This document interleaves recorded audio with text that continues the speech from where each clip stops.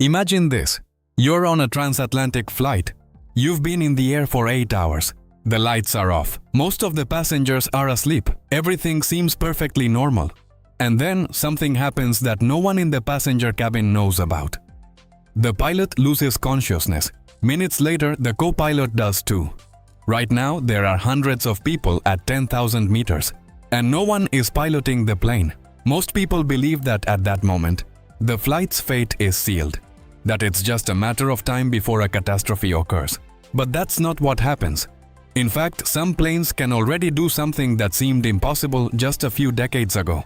And when you discover how far they can go on their own, you'll probably never look at flying the same way again. In this video, you'll discover the true extent of automation in a modern commercial airliner, not the simplified version shown in documentaries. The full picture. You'll understand what an airplane can do without human intervention, what it can't yet do, and why the answer to that question is more unsettling than it seems. Stay until the end, because the most surprising part isn't what the airplane can do on its own, it's what it still needs from a human. Modern commercial aircraft have been incorporating automated systems for decades. Autopilot has existed since the 1930s, but for a long time it was just basic, maintaining heading, sustaining altitude. Over time, these systems became more sophisticated. Today, on a long flight, the pilot only touches the controls for a few minutes. The rest of the time, the plane flies itself. But cruising is the easy part. The real challenge has always been something else, because this is where the question that titles this video comes in. Flying alone is one thing, but landing is something else entirely. If both pilots were incapacitated right now, could the plane really find a runway and land without human assistance? The answer isn't as simple as it seems, because there's a crucial factor that almost no one knows about. Landing an airplane isn't just about getting off the plane, it's pure coordination. The aircraft has to precisely reduce its speed, adjust its descent angle, control crosswinds, synchronize with air traffic, align its trajectory with the runway, and touch down exactly where it needs to, all at the same time with very small margins of error. For decades, this absolutely required a human being. Two, in fact, but this is where the story starts to get complicated.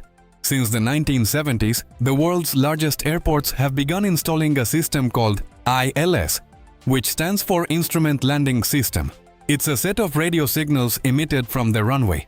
The aircraft receives these signals, interprets them, and adjusts its trajectory in real time to descend along the exact path to the runway. In conditions of dense fog, when a human pilot literally can't see anything, this system can guide the aircraft to the ground with centimeter-level accuracy. And there are aircraft that can follow it completely automatically, without anyone touching the controls. But here's the first detail that surprises almost everyone. That system has existed for decades. Many planes could already land themselves in the 1980s. The problem was never the technology, it was something else. It was trust.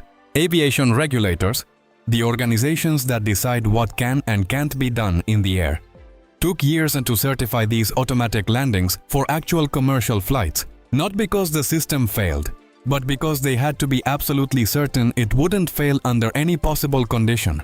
An airplane that lands itself in perfect conditions wasn't what they were interested in. They needed an airplane that could land itself in a crosswind, in torrential rain, with the emergency landing gear deployed, with one engine out, and in fog so dense that visibility was zero from the cockpit. But here's the problem. Landing itself isn't the same as landing safely. An automatic system can follow a straight line. The difficult part is knowing what to do when something goes wrong. When an unexpected crosswind appears, when an engine fails, when a storm reduces visibility in a matter of minutes, or when conditions change just before touchdown.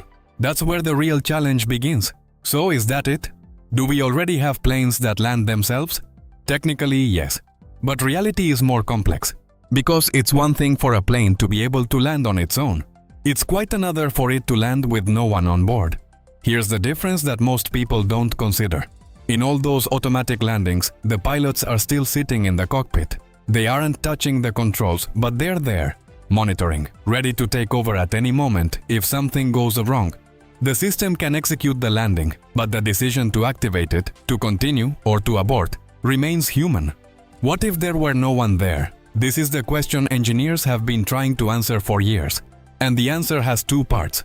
The first part is technical. A modern aircraft under ideal conditions with an airport equipped with the correct system can theoretically complete a landing without human intervention from the moment it begins its descent. The second part is more uncomfortable. Ideal conditions almost never exist.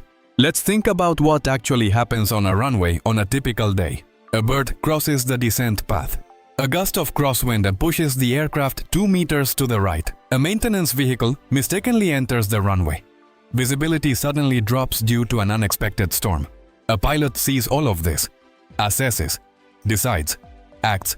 An automated system like the ones that exist today? It depends. Modern aircraft have highly advanced sensors. They have weather radars, proximity sensors, and collision avoidance systems. But integrating all of that in real time to make a decision as complex as aborting a landing, climbing again, repositioning, and trying again, that remains an unsolved problem. Not because it's impossible, but because doing so with the level of reliability demanded by commercial aviation, virtually zero errors in millions of operations, is extraordinarily difficult. And this is where everything changes. Because while this technical debate has been going on for decades, the industry has already made a quiet decision. But here comes the twist no one saw coming. The future of aviation isn't pilotless planes. It's something far more unsettling. Planes with a single pilot. That's right. Several airlines and manufacturers are already actively working on what's called single pilot operation. A system where only one pilot is in the cockpit and the co-pilot is on the ground, monitoring multiple flights simultaneously from a remote station. Airbus calls it the advanced cockpit. Boeing has been investing in similar technologies for years, and regulatory bodies like the European Union Aviation Safety Agency already have technical documents exploring how to certify this. The argument isn't just technological, it's economic. Pilots are an airline's second largest operating cost after fuel. Reducing crews by half would represent savings of billions of dollars a year across the industry. But the question no one can avoid is this: what happens when that single pilot has a medical problem mid-flight? And here's the twist that very few people know about. That scenario has already happened. In 2022, an American Airlines flight experienced a situation in which the pilot in command suffered a partial incapacitation during the flight. The co-pilot took control without issue. No passengers were even aware. The landing was normal. But what that incident revealed was something engineers already knew. The current system works because there are always two people on board. When you design a system with only one, the safety margin changes drastically. And that's why the real breakthrough isn't in eliminating the pilot. It's in something different. It's in designing a key aircraft that, if the pilot becomes incapacitated, can complete the flight on their own and land safely. Not as a normal operation, as an emergency system. Airbus has already patented technology in this area. The concept is called autonomous emergency landing. And it basically means that if both pilots become incapacitated, the aircraft assesses the situation, chooses the nearest airport with suitable conditions, communicates with air traffic control, organizes the descent sequence, and lands, all on its own. It's not science fiction, it's technology under active development. So, let's return to the original question. Can a plane land if no one is piloting it? The honest answer is, it depends on how you define no one. If there are two incapacitated pilots and the plane has the right system, at the right airport, under the right conditions, yes. The technology to make that happen already exists. Some planes already do it in severely low visibility conditions, with the pilot simply supervising. If you're talking about a completely autonomous plane, with no human being involved in any flight decisions, that doesn't yet exist in commercial aviation.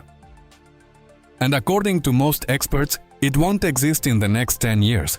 What does exist and what will define aviation in the coming decades is something in between.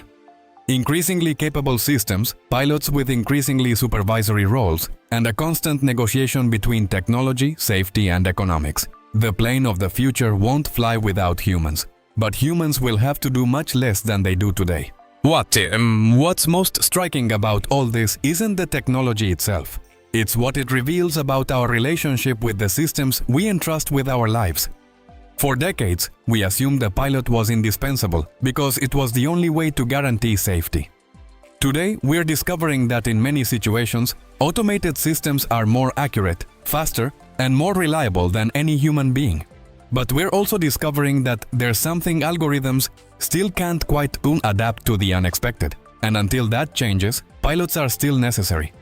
Not to fly the plane, but to be there when the plane doesn't know what to do. If the world of aviation piques your curiosity, I've included another video on screen for you to learn more.